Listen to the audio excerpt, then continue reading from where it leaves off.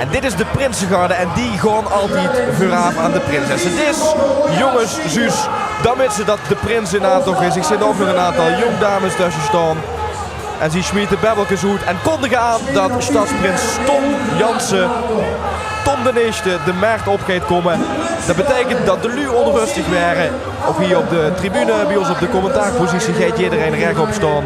Want ze willen natuurlijk allemaal dat moment metpikken.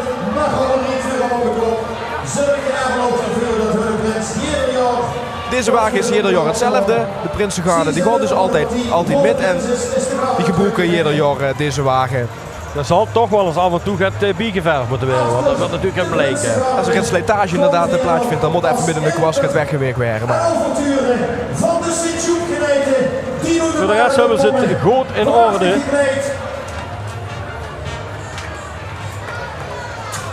De babbelkes gonnen door haar om al die grijpgrage hein langs de kantje tevreden te stellen. Voor de eerste keer de Marokko. Natuurlijk straks ook voor de tweede keer. En soms met de vrouw heeft Wereldskool niet veranderd gaat hier.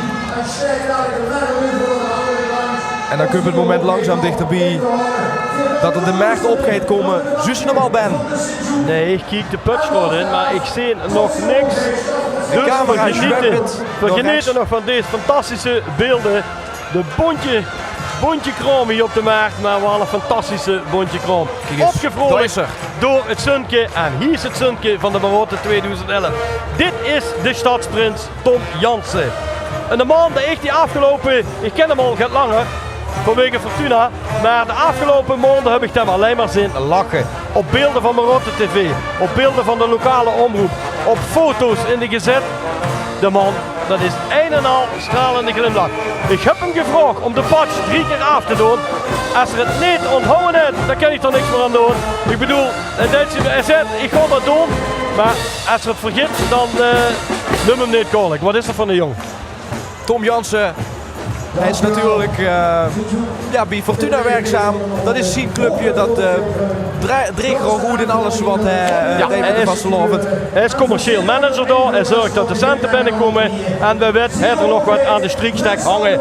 Op een positieve manier naar de vastelovend. En hij heeft er nog hier en daar gaat sponsoren weten te strikken. De 80ste stadsprins. En als nu de prins vreugd, dit is echt een kippenvel moment. Ieder jaar vind je het opnieuw plaats dat de prins zijn overturen maakt hier op de markt in Zittert. En dat is kippenvel, zowel voor de familie die op de tribune hier zitten, maar vooral voor het middelpunt van de vastelovend. Stadsprins Tom de Eerste. Ik neem aan dat dat allemaal vrienden van Tom zijn die daar zitten. Op de wagen, ja, de kippen. Tom ook ieder jaar een lease invullen van jullie die metgaan op de wagen.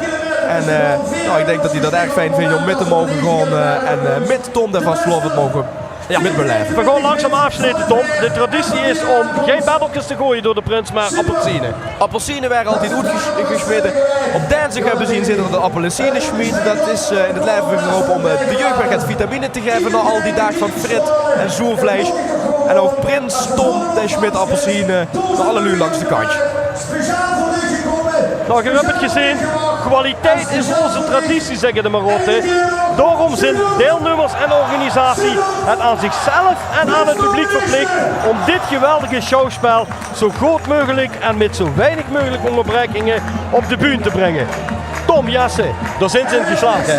Ik denk absoluut dat ze daarin geslaagd zijn. We hebben een geweldige optocht gezien. Alles zo erin. Grote wagens, groepen, enkelingen, koppeltjes. Dit waar Zittert in zijn puurste vorm. Dit waar Zittert op zijn best. We gaan afsluiten met de Marotte. Alaaf. Zittert alaaf. Prins Tom de Eerste alaaf. En natuurlijk L1 alaaf. Tot volgende keer.